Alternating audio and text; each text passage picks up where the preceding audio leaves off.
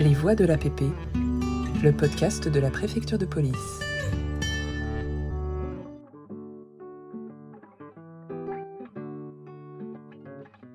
En 2008, Maurice Grimaud, préfet de police de 1966 à 1971, accordait un entretien à Liaison, le magazine de la préfecture de police. 40 ans après mai 68, il revenait pour nous sur ces événements qui ont marqué l'histoire. Du dispositif policier à son rôle de préfet de police, en passant par la réalité du terrain, il livrait son témoignage. Nous vous proposons de le redécouvrir et d'écouter la voix de Maurice Grimaud. Épisode 1. Le contexte de mai 68.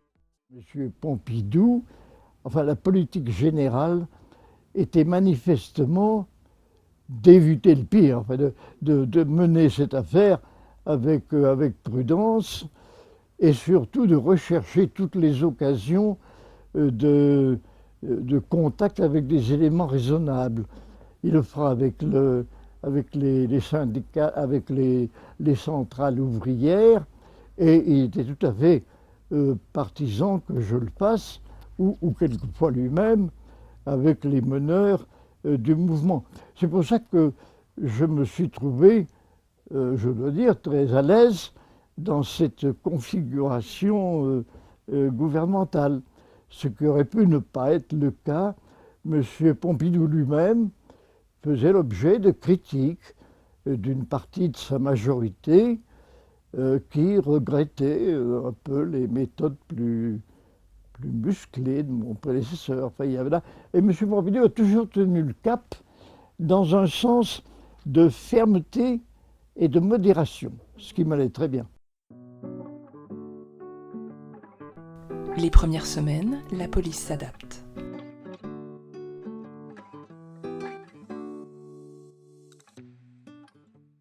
Les premiers jours, nous nous sommes laissés prendre au piège.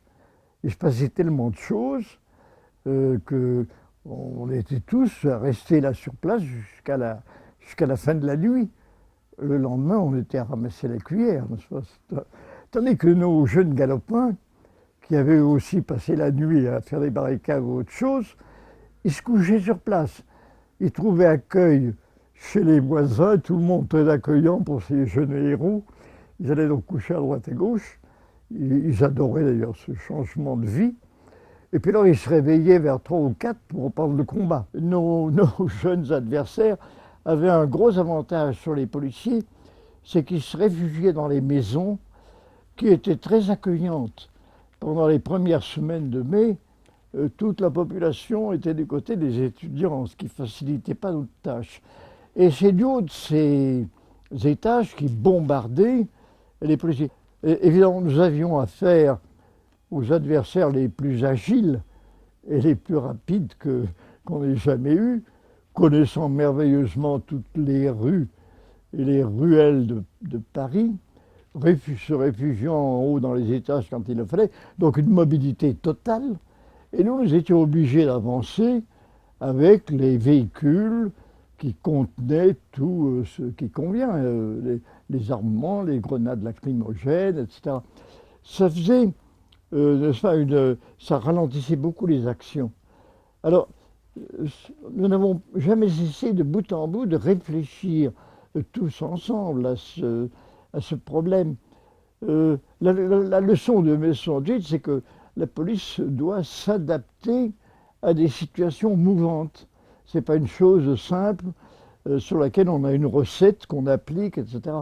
Donc il faut constamment s'adapter. Et là, l'adaptation, c'est assez bien faite, bien sûr, elle a pris plusieurs semaines. Un mouvement international.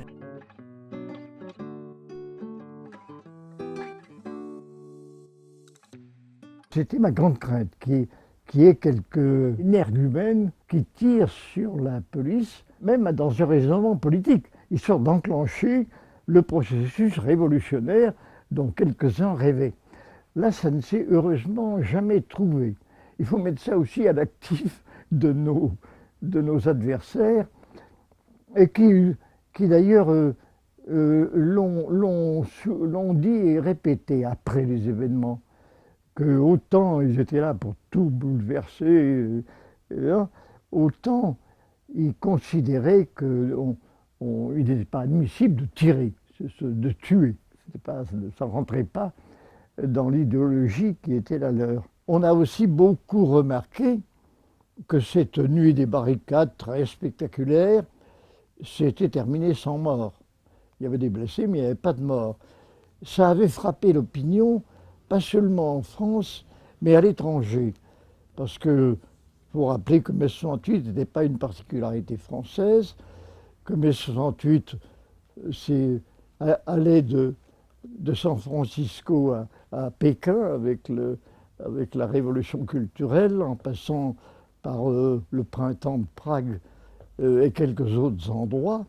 Et partout ailleurs, la répression policière ou militaire laissait des morts sur le terrain. On n'imagine pas ça à Paris. Pourquoi? Parce que dans ces pays, il n'y a pas une police formée au maintien de l'ordre. On pourrait y revenir parce que c'est un sujet capital, ça. Donc là, aux États-Unis, on mobilise la garde qui arrive avec des fusils et si on dépasse les limites, on tire. Épisode 2. Les médias.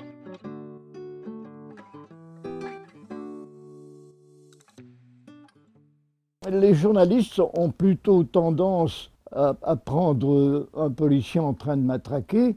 Ça fait quand même une image plus parlante qu'un policier au repos qui regarde une affiche de publicité. Il y a toujours des choix. Donc il y avait abondance de photos de policiers en train de matraquer, et dans la télévision aussi. Et puis quand même, il y avait eu en effet, on peut le dire entre nous, quelques excès dans la façon de tapasser les étudiants. Mais les adversaires n'étaient pas innocents. Mais je disais que du côté policier, nous avions eu beaucoup de blessés, gravement, et j'ai notamment le souvenir du plus grave d'entre eux, le commandant Journiac. Monsieur Journiac avait reçu un très lourd projectile à la tête qui, malgré son casque, avait entraîné une fente du crâne, perte de matière cérébrale. J'étais d'ailleurs allé à l'hôpital et les médecins avaient laissé peu d'espoir de le sauver. On l'a sauvé quand même, mais enfin il est mort un an après. L'action de la police.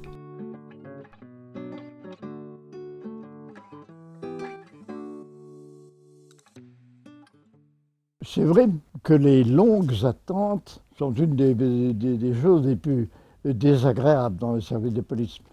Surtout quand on attend en face de jeunes adversaires qui vous injurient avec une grande richesse de vocabulaire et qui vous jettent des différents projectiles alors qu'on est tenu de rester immobile. À ce moment-là, on a de grosses difficultés parce qu'une police qui a attendu, harcelée de coups, d'injures et de mauvais projectiles, qu'on relâche en lui disant maintenant allez-y, on risque de retrouver un peu les comportements de 1961 dans les bagarres avec les combattants algériens du FLN. Donc ça n'a pas pris cette tournure du tout. La police est restée remarquablement disciplinée. Elle a mené des opérations très difficiles. Les barricades étaient systématiquement enflammées quand la police arrivait. Nous avons eu, comme je le rappelais, de nombreux blessés. Mais le résultat a été celui que nous disions. Les origines de la lettre adressée aux policiers.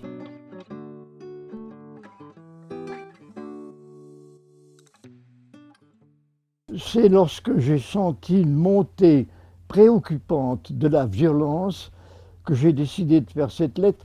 Et j'ai dicté cette lettre que j'ai voulu aussi équilibrée que possible. C'est-à-dire, je ne condamnais pas, je voyais bien combien la tâche des policiers était difficile, combien ils ressentaient péniblement les injures, les accusations de brutalité. Mais je leur disais que leur fonction policière exigeait qu'ils aient une tenue exemplaire. C'était pas facile, mais c'était un peu le sens de ma lettre, n'est-ce pas? Je ne le regrette pas parce que il faut tout de même toujours essayer de maintenir la police dans la conception qu'elle fait un métier pas comme les autres. Épisode 3. Maurice Grimaud sur le terrain.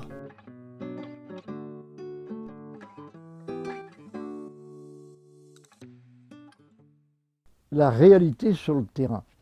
Et là, j'ai très vite éprouvé le besoin d'aller voir comment ça se passait sur le terrain. Ça me paraissait absolument nécessaire. J'avais trouvé un petit truc là qui évitait les inconvénients. Je filais en voiture la nuit dans une minable Renault 4 qui faisait partie des véhicules utilitaires. Je partais sans chauffeur et sans garde du corps. Ça me permettait de me faufiler vers les bivouacs nocturnes des gardiens et de parler avec eux plus simplement et plus directement que dans les réceptions, dans les beaux bureaux du préfet de police. La délégation syndicale, malgré tout, adopte. Tandis que là, je les prenais directement et ils me parlaient très directement. Ça m'a été très précieux parce que ça me permettait quand même de voir combien ils subissaient désagréablement les insultes, les accusations de violence. Ils me disaient comment leurs femmes, ils avaient un logement en banlieue en général, leurs femmes qui avaient eu les meilleures relations jusque-là avec le voisinage, tout d'un coup on leur fermait la porte parce qu'elles étaient les femmes des flics, leurs gosses insultés à l'école. J'ai recueilli tout ça de façon très directe, n'est-ce pas? L'après-mai 68 à la préfecture de police.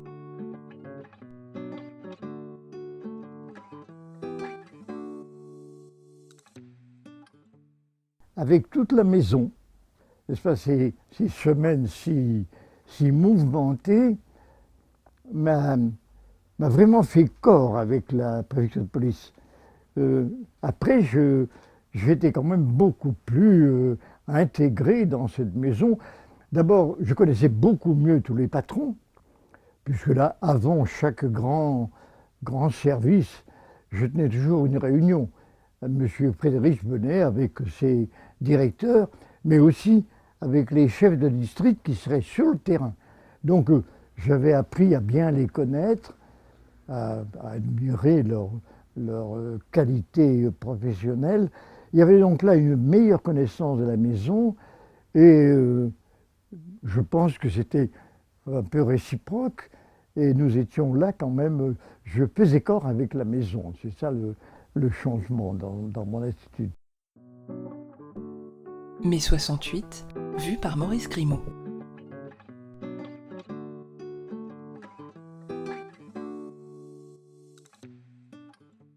Je me suis souvent dit, est-ce que ma tactique est la bonne? Beaucoup de reproches venaient au début, de la part notamment des élus parisiens, sur une méthode trop compréhensive. Et donc je me suis dit, il est très possible qu'un autre préfet de police, adoptant tout de suite le choix d'une répression vraiment très sévère, saurait peut-être calmer le jeu. À la réflexion, je ne le crois pas. Je ne le crois pas parce que c'était pas simplement une manif des étudiants parisiens, c'était un mouvement qui parcourait le monde, n'est-ce pas? Il y avait une espèce de rejet d'une société qui était considérée, à tort ou à raison, comme trop oppressive, familiale, sociale, politique, etc. Et dans l'éducation, c'était très général. On rejetait ce système d'enseignement autoritaire, etc.